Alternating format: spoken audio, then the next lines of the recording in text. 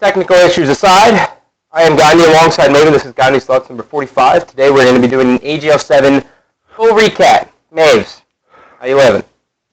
I'm good. I know we've had to have some reboots here. Yeah, about 7 issues, but I think we're ready to roll. Tired but good. You know, I mentioned we had my travel. It was a long day yesterday. Long day, but glad to be back home. But I cannot wait for the new event. And now it seems like there's a chance. We may actually be going to UMG now. And we have the next AGL in a little over a month. So lots and of possibly that TV2 tournament. Yeah, I mean, who knows? PGA. No, we love what we're doing. We're having a good time. We appreciate fans and viewers, people coming out saying hey. Hopefully, maybe someday we'll make a couple bucks. But for now, we're having a good time. Yeah, basically, Maven's going to be my sponsor.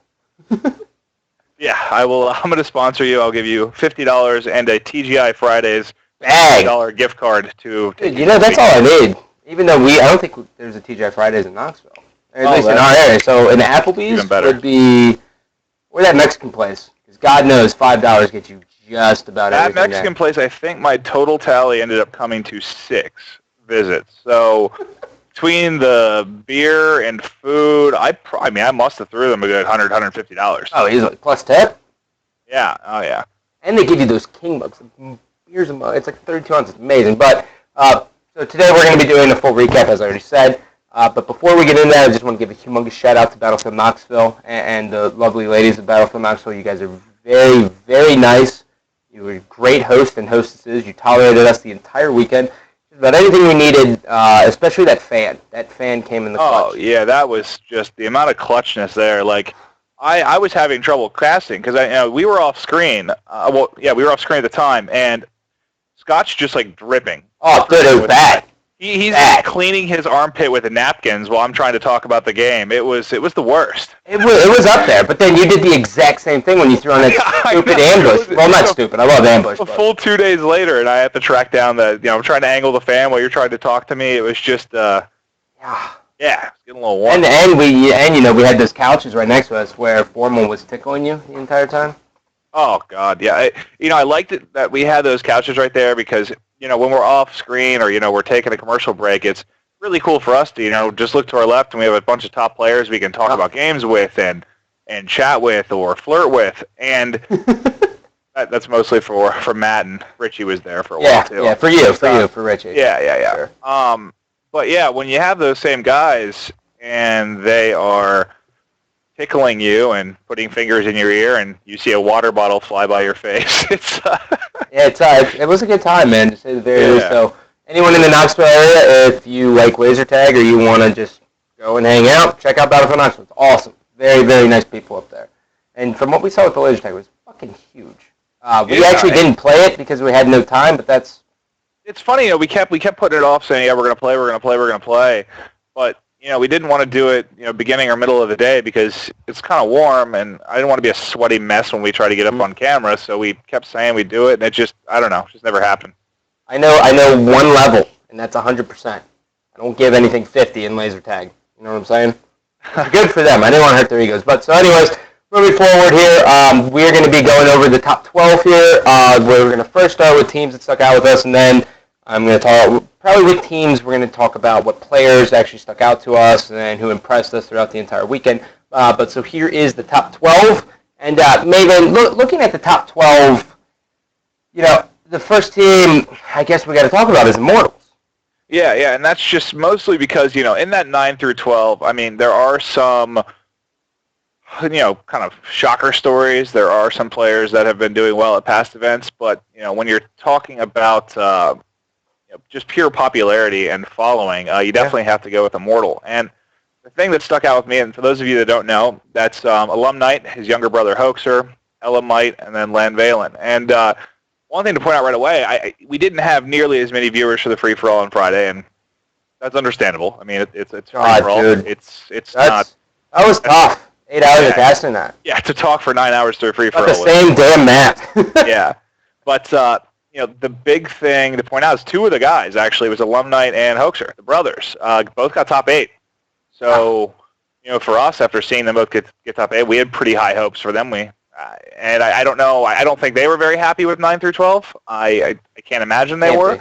But they certainly provided some entertaining games. For sure. And the big story here with Immortals, Maze, as we all know, it was Valen, Alumni, and Hoaxer, and they went through a couple different teammates before, and then like 14 hours before Thursday, they picked up Elamite.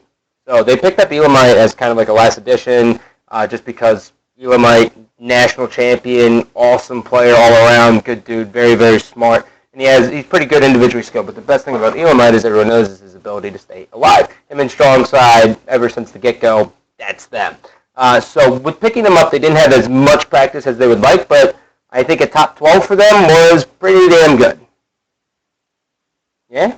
Yeah, I mean, Going out on me? On paper, 9 through 12, I don't think they were probably that happy with that. I think they would have liked to do better. I don't think 9 through 12 is a bad placing. I can't imagine they wouldn't have liked to sneak. I know they didn't want to get reality checked. I can tell you that right now. No, I believe they probably thought they had a chance to do better than your BTHs or Slaughterhouse, but I don't think it was realistic to consider them much past the top 5-6 spot. But I just can't imagine they were real pleased with that. Oh, no, I'm not saying they were pleased. I'm saying for me as a caster, I mean, you got to look at it. Practice, from what we've seen, makes the world of difference here at events now because everyone's starting to play again. It's not anymore raw talent. So, look at practice at 12 fucking hours.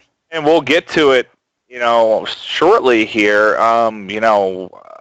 Practice and time to gel really, really affected one of the top teams. So, we'll get to that soon. Yeah, the other team I want to talk about is Hold Your Applause. Now, this is going to be Spartan's team with Sir Siege, Six Story, and God, I forget the last one, but another person with an S. But this team, I thought they had a great chance of doing something amazing with themselves. And we all know that Severance dumped out, so they didn't have the easiest. They had a different bracket than what we originally thought were going into it. But I thought Hold Your Applause getting top 12, that was kind of like, what the hell? Because Six Story was destroying in the free-for-all, as you remember. He was doing I think very, that was very Showtime, because Showtime has played with Crowdpleasers and stuff in the past, but it was Showtime played with them. Yep. I think it was kind of a last-minute team to some degree. Well, it was because, Pure disbanded. It was like a week-long team. Yeah. But, I mean, even still, it's like, Spartan is no slouch. Neither is Six Story. Like, I got to think, like, they both were expecting better, and I kind of expected better out of them, but I think they already disbanded, and they're looking to form a new team, so, that's normally how it goes. You take a shitty placing, and then things just don't work, and you move on. That's essentially how it goes, from my experience, at least. Right? Yeah, no, I certainly agree. And, there isn't, I don't want to spend a ton of time on the 9 through 12 spot, just because that's sort of where other than Immortal, just because they're a little more well-known, that's sort of where there's kind of a defining line, and we can kind of go through that as we break down this top 8, but there's sort of noticeable skill jumps amongst when you get to these top teams, and I think that at that 8 spot is kind of where you start to see that. But we'll do the 7 and 8 next, and we're going to leave reality check the hometown heroes for a second. We'll start with our boys that were on BTH. What were your thoughts from the weekend? BTH lost to Warriors, and they lost to Classic. Now, they got 3-1 by Classic, and I think they got 3-0'd by Warriors, but, I think for the hype, they were practiced, but they're just so bad online that you never know what to expect from them. But, Lethal actually played very, very good, and I know you and I give him shit all the time just because, he's very, very fun to give shit to because he just kind of gives you that look like. You know what I mean? And I think the one thing you and I talked about before the event was our expectations for them were just basically they have to be happy as long as they don't lose to any teams they shouldn't. Yeah. And I guess you can say that's what they did. Yeah. I mean, the 2 teams they beat, one has historically been the number 2 team. One, well, we'll talk about more, but just came out and just started crushing it during the event. That's the new addition, man. And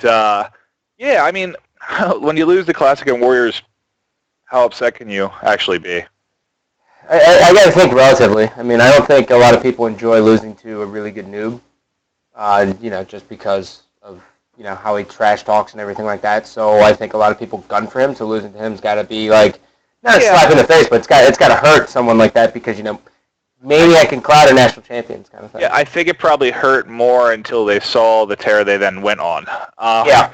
So when they lost the Classic, yeah, it probably burned a bit. But when you saw the form they were in on Sunday, I got to think the guys were like, oh, okay. Yeah, and that was like the second match for them too of the day. Yeah. So yeah, exactly. Yeah, they had a long time, and so then on the other side we have Reality Check. Now, Reality Check was probably a part of the best series of the weekend. I gotta say. Without entertainment-wise, I mean, hopefully it was good for you guys, but I know for Scott and I, we were having a freaking blast. Damn near had a panic attack.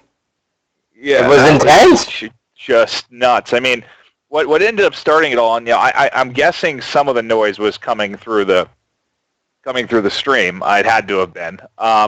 You have on one side of this riot that sort of formed in the stands was you had Uncle Sud, which everyone that knows anything about what was happening at the event at this point should know who Uncle Sud is. And you have this side of the fence where people love him. They think he's hilarious. Then you have this side where people want him to be drop kicked. So it's just it's a fine line. I think overall, it's a teeter-totter. But most people who end up like excelling or like becoming known have a 50-50 split. Yeah, like and I don't know. Overall, I think he's good for the community. It's something to talk about. And so I guess it was him obviously screaming for Reality Check, and then for those of you that don't know our boy Lethal, he's probably the biggest troll. Period. Period. At least in Halo right now. I mean, for sure. Hands down. And I guess he starts screaming Crowdpleasers, and then Uncle Sud would respond with Reality Check, and the next thing you know, Scott and I could barely hear each other talking because it was just, it went awesome. Nuts. Loved it. Loved every second of it. But so, in that Crowdpleasers versus Reality Check series, that game 4 was it was Station 9 Extraction, and Crowdpleasers, it was getting ready to go into the last one. It was going to be 4-4, and then Sud 1 came in with the clutchness, hit them with the ninja arm, forces the game 5, and as everyone knows, that Team Slayer on Skyline was just 49. Someone explained to me that arm. They said he was top middle, so he couldn't see that it was being armed, and I just was like, what? Like for us, it looked like. Our point of view, I mean, there was someone that within view of him. Yeah. I don't know what happened. I think it was just a choke or just a lack of communication. It was a choke. I mean, I don't know. Hands down, it was a choke. I mean, you can't. I mean, even if the guy's back is turned to it, someone on his team should be able to give him like the communication, like, "Hey, guys, they're arming." Yeah. Even if if you're gonna choke in a game, though, you need to bounce back and pump out the series. And that last game was absurd. Yeah, 50-49. I mean, it started off and it was like the members of Crowdpleasers went up like 7-0, and then they fucked up their whole push. You remember that? They had them trapped in the base. They were going to work the cycle game, and then they just like pushed in one at a time, and then Reality Check came storming back, and then they got up by about 7 or 8, and then it came back down to the wire, and that 42-41, you and I came in with the quickness. Yeah, and it just, it was almost hard to concentrate on what was happening in the game because there was just so because we're fanboys too, though, Oh yeah, we love Halo, so like we're trying to like watch it and like enjoy it, and then at the same time you have to talk, so it makes it kind of tricky. But I know there was a lot of focus on lifestyle. I believe, if I remember, he bumped out a clutch hard light shield. Dude, he had one of the best events in the entire world, dude. It is very, very rare that a player that I don't really know a lot about impresses me to the extent that he did. Yeah, I mean, his game thing won. It was like 44 and like 28 and just annihilation. We had a ton of monster games when we were watching, and what was the only thing I really knew about him beforehand. I knew he had gone to events, and I followed him on Twitter a while back, and he was always just that guy that was like, I just can't play this game online. Like, I hate this game online. Like, I'm done with this game because online's so bad. And, I didn't realize at the time he was a West Coast guy living in Arizona. So it is tough. I mean, if you don't have a really sweet internet connection like kind of like Formal does, he's West Coast but still gets by, it can be tough. And I think this weekend kind of proved that maybe he's a little justified in some of the complaining he was doing. Yeah, for sure. And I mean, that's one of the hardest things in the world is dealing when you're online, when you're like top pros, when you watch them stream and everything like that and scrim other teams,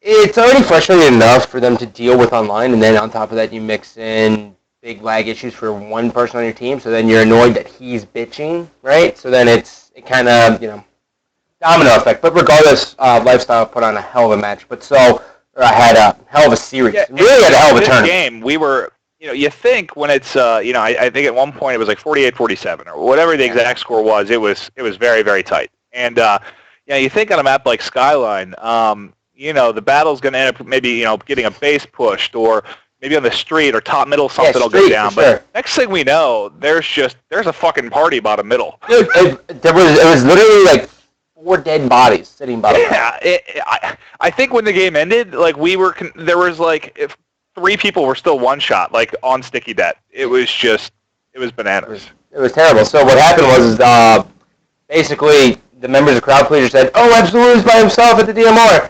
And Sud 2 or Sud 1, I forget, whichever. One of the Suds was sitting on the plat. And so my man from Crowdpleasers comes straight through bottom middle onto the belt and tries to get him. He gets cut off, and then that was 49-48. And then another person dies, and it was 49-49. Last kill in bottom middle. Crazy series. Got to go back and watch it. Awesome play. Yeah, awesome. It was just, even if those two, clearly they weren't the best teams. They finished, they didn't finish top 2, top 3, but as far as just, crowd and entertainment, it was phenomenal. Now moving forward here onto our 5 and 6. Now, by the way, just as everyone knows why we have the slashes here, we do not do, or AGL does not do consolation because there's no money for them, so that's where they're at.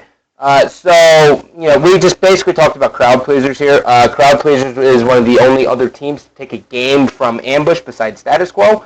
So, and that was on Station 9. Everyone kind of knows Ambush's weakness is Station 9, but they looked really, really good, man. And it was a fun league, dude. And the other thing was, they raped them on that map, actually. The other thing about, Crowdpleasers is that we only saw like 1 or 2 Kratos chokes. So that's... Yeah, and, he's as much shit as we give him. Oh, he's a hell of a player. For, some of the plays he'll make and, sometimes acting like an asshat on Twitter. Naturally, always. Played, I think he knocked out in the free-for-all we first started to notice it when he was in a free-for-all knocked out. Can't remember who exactly it was, but a couple just beasts, and he advanced. And then we were getting his POV quite a bit. We were actually asking for his POV a bit in some of the series because he was just playing that well. Yeah, he's a very, very solid all-around player. It just... some people don't have ice in their veins, man. Not everyone can it was funny because after the one, I can't remember, I think it was a fan told you or something, and if it was a player, we'll keep it unnamed, but I guess, they were like, you missed some Kratos chokes. And I'm like, what are you talking about? He's like, well, he stuck 2 of his teammates and shot them in the face. So we're like, well, I wish we saw that. Well, dude, that game 5, I was literally focusing on who was making the plays, dog. That was it. So... whatever, it doesn't matter. We didn't catch it on stream, so for all we know, it never happened ever.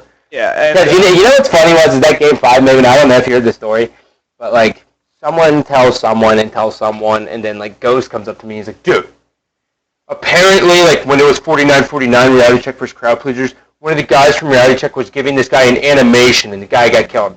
And I asked guys in reality check, I was like, was someone were you animating someone? They're like, no, we weren't even. Stories get started. Ugh. Telephone game, man. Yeah, right? Telephone game.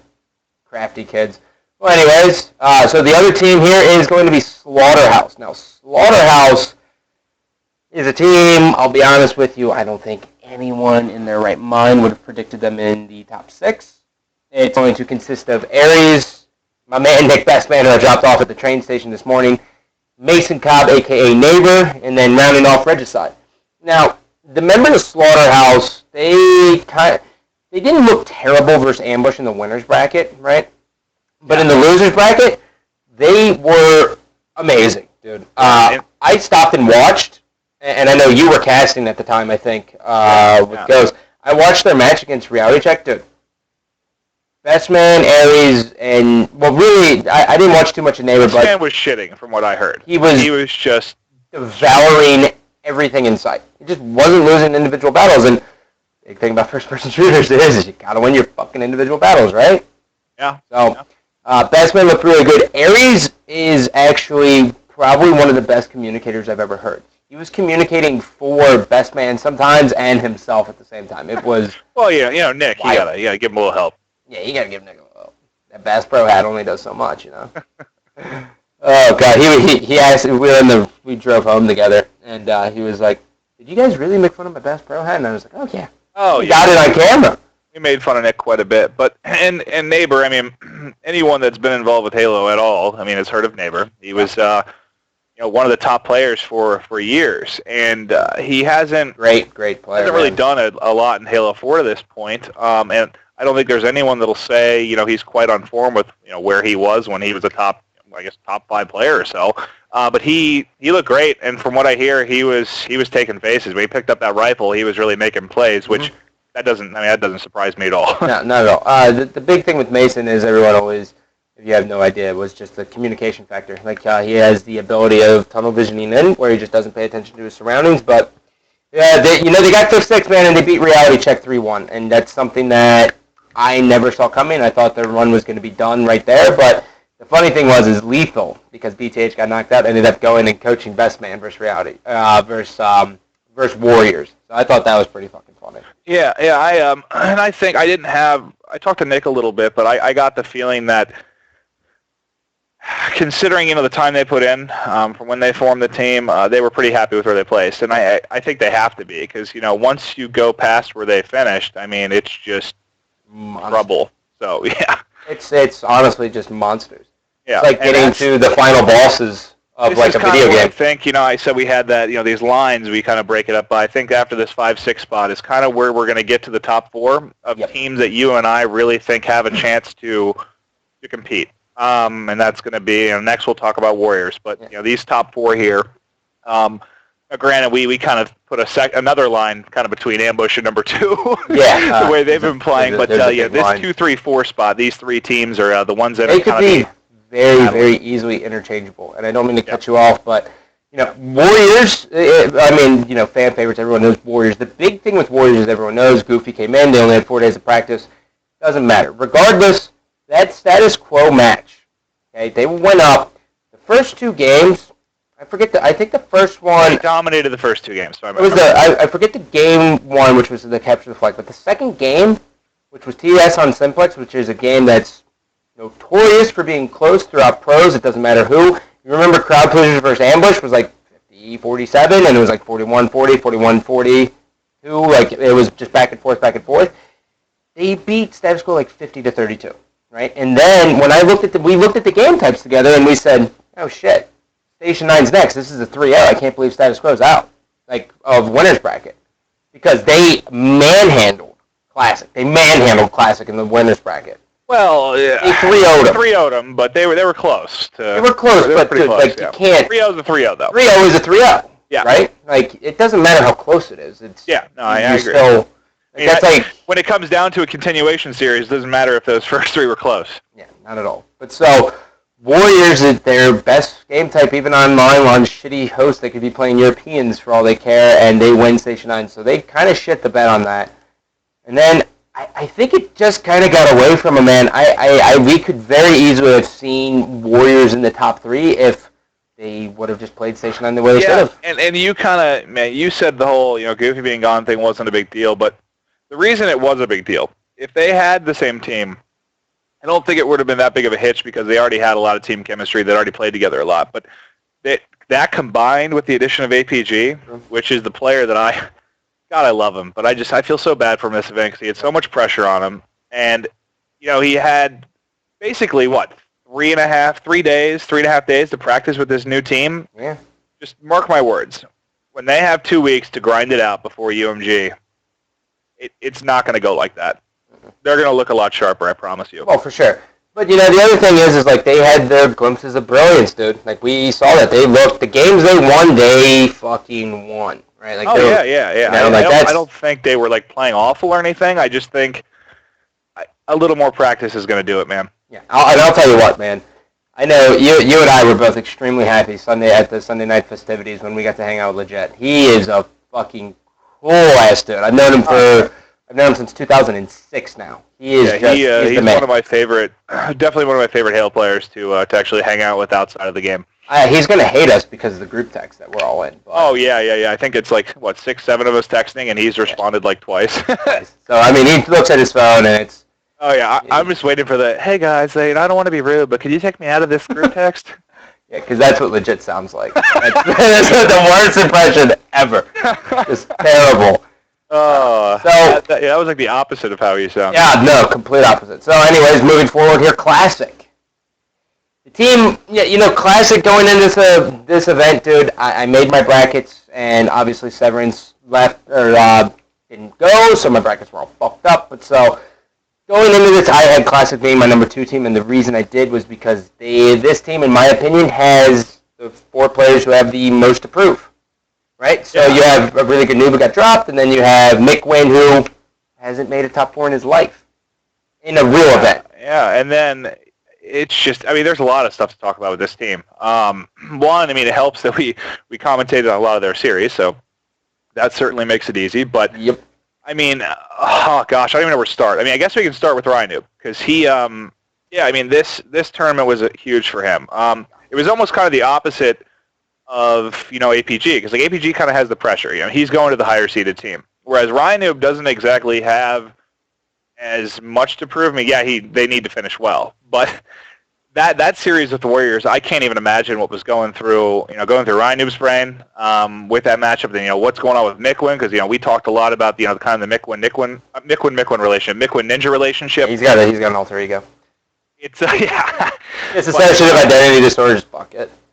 They just gelled, man. It's just they really did. That what changed it in my opinion. They looked okay on Saturday. They didn't look bad, but they looked okay. And then after we left. Well, actually, no, we saw a little bit of them. Sorry. We didn't see the end of it. But they had an 11-game series with Ambush, main stage, just a scrim. And they ended up pulling it out 6-5. Now, scrims don't mean everything. No. They really don't. But when you 6-5, the quote-unquote unbeatable team. Yeah, that was a shocker. Olaf, Richie Hines, and Diesel ended up coming over and impended. We were all hanging out in the hotel room. We watched Saw, and I remember Olaf was like, how'd those scrims go, man? And he goes, I want to talk about it. Yeah, he just... So, I mean, whenever you can kind of get into... And I'm not saying it's the play style or anything like that made Olaf feel the way he did, but whenever you can make a player like Pistola who's genuinely always happy no matter what, like not want to talk about something, like you did something right. Yeah, and they just gelled, man. I mean, I know this is my opinion, and I've told Mikwin this, and I think there are pro players that will agree with me. I mean, Mikwin can at times just be a little dumb, and the fact that he's so confident, he is going to just fucking go at you. He is going to leap at you, and it works because he is so talented. But it's just, that there may be some teams where that play style really isn't going to cut it, but it sure as hell worked with this squad. Yeah. And, the big thing about Classic is they're completely selfless, right?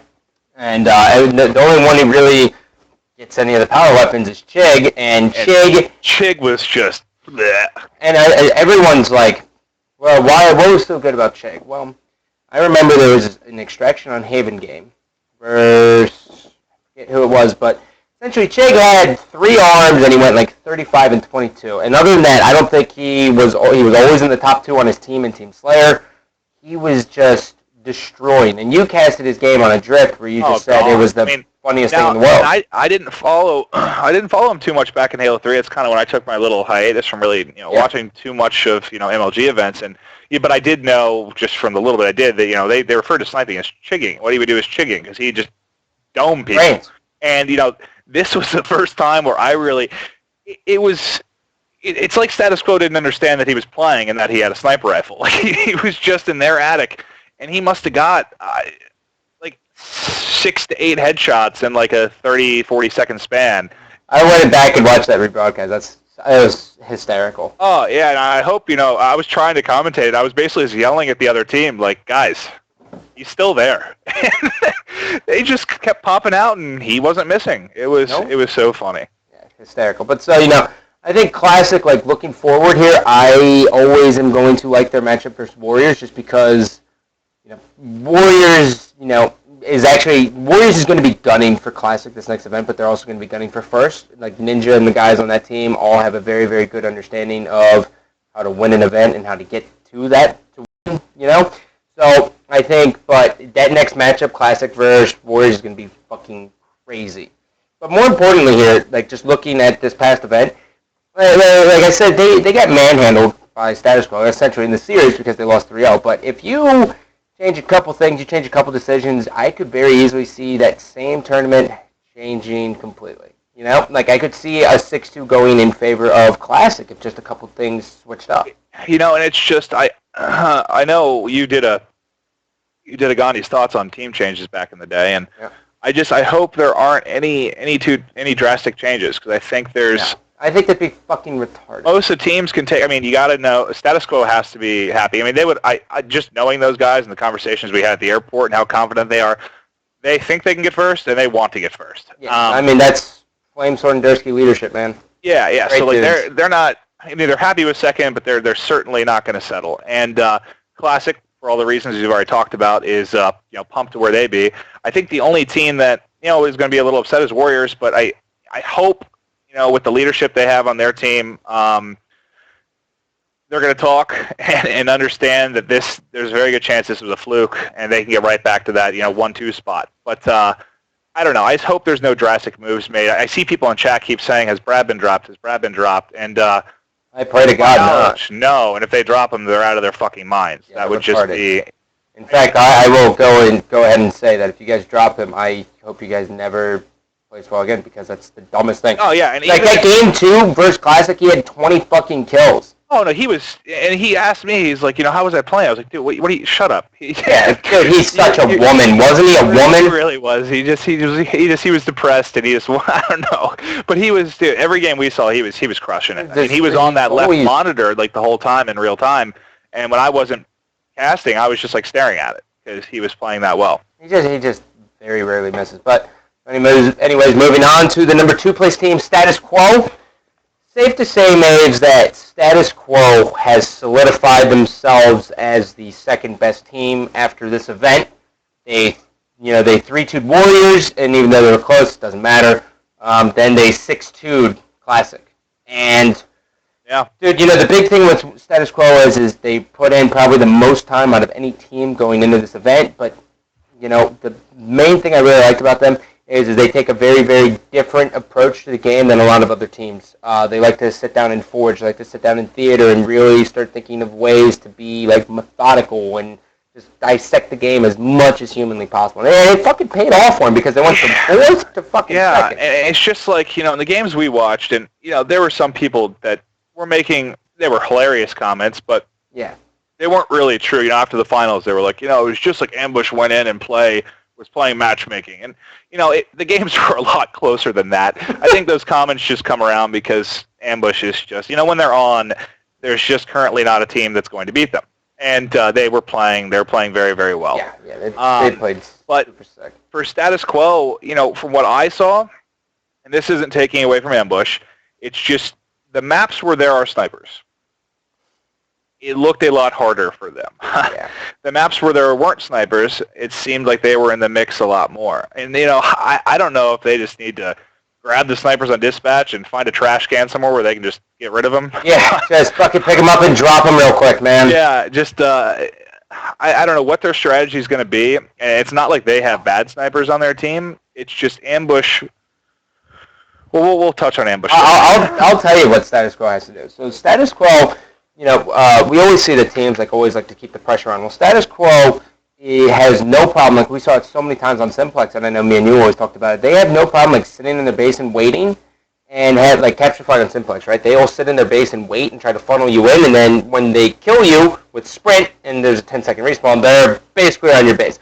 So they have no problem playing that waiting game. But the problem is that's going to work versus the other top 78,000 teams. But the problem is when you do that versus Ambush, you're not always going to win those individual battles, and you're not always going to have better teamwork than them. So what Status Quo has to do is actually increase the aggressiveness. If they just get more aggressive and try to push up, they have a chance. They have a chance. Yeah, they're just. I mean, those top couple teams that we talked about, they're literally going to have to. They're going to have a play style they bring to the event, and then I almost feel like they are going to just have to grind out footage of ambush, and they're going to have to come up. Is that your roommate, the half-naked dude? Team. Yeah. They're gonna have to do something. Yeah, for sure. Well, the last and final team here, big ol' ambush. Maves, I'm gonna go on record and say this. It sucks to cast them, and it's gotta suck for like. Look, we're not gonna lie here. Like we have a group of friends, and ambush. All 5 members of them, they're a part of the group that we go out and hang out with on Sunday nights. Yeah. So with Jen and some and like APG and everyone else, but like. So we're a little bit assholes. Yeah. And we're very outgoing and can just be dicks. And we like to surround ourselves with people that are nice, good quality human beings. And it just so happens that describes most of the team. Yeah. Besides Diesel, number 3 coach. Yeah. Hashtag NASA for me. Thank you. Hashtag NASA. But so, when we're casting them, we act like fanboys because 1, they're our friends, and 2, we're fans of Halo, and the shit they do is a lot different than everyone else, and it's a lot more exciting. And the fact is they're fucking freaks. They're disgusting at this game. Yeah. And it's I keep talking about these lines we're putting in here, and between 1 and 2, it's ambush right now and everyone else. And well, it's like ambush.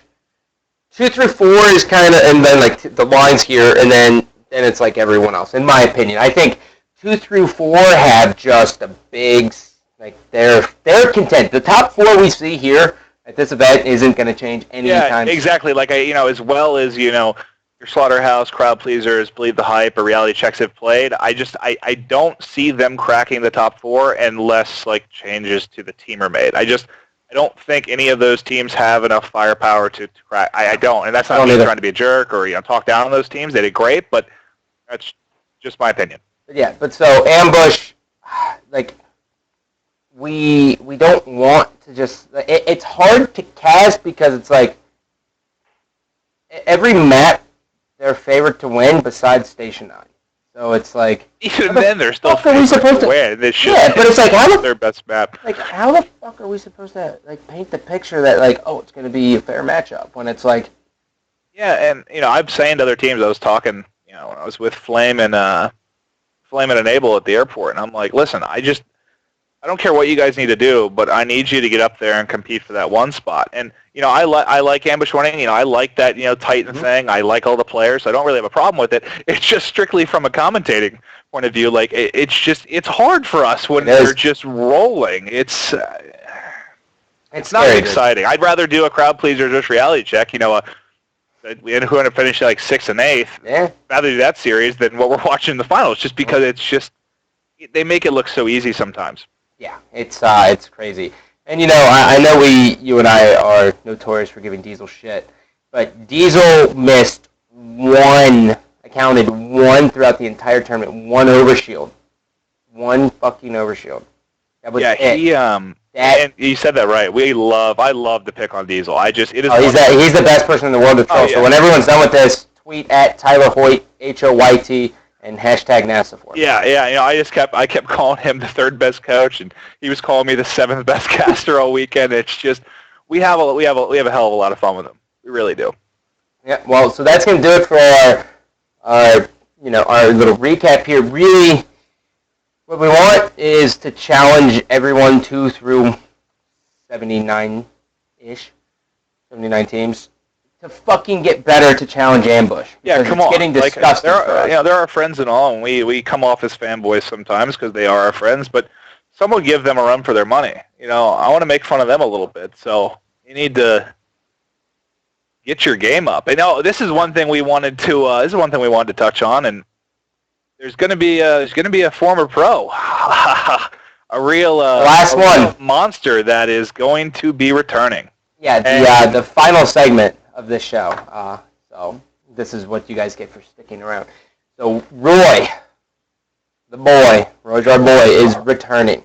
He is making a comeback. And yes, it'll take a little time, but it is not going to take much. It'll take him about a month. Yeah, and I am very interested to see what happens. If he decides to, before he's maybe completely ready, just kind of hop on a team if requested, or if he's gonna grind it out for a month and try to get on. I mean, it's Roy. Like, he's not gonna suck. No offense to some of these teams, but he's not gonna go and try and hop on a Crowdpleasers or reality check. As well as they're doing, he's been a GOAT. He's gonna try and get on your top, your Warriors Classic, Status Quo, Ambush. It's just how it is. Yeah, it's just how it's gonna be. So I'm excited. I know he was tweeting about playing today, and that's what I'm gonna hop on and do. And I'm excited to. Oh yeah, we'll be streaming tonight. Me, Maves, Roy, and someone at some point. Yeah, I'm sure Pistola will get his sweet little ass on there. So. The big thing with Roy here, and this is kind of how I'm gonna leave the show. Is one, expect him to be back in form no longer than a month. But the other thing, I will leave you with a quote from Pistola, and he says, "You can't get unzoomed in this game, so when you go against Roy, you're gonna have to back down every time." That's coming from the #1 player in the game. Yeah, enjoy. That was like scary when he said that. Whew. Terrifying. Well, that's going to do it for episode 45. Maven, closing thoughts? Anything? We love you. We all love you. Take it easy.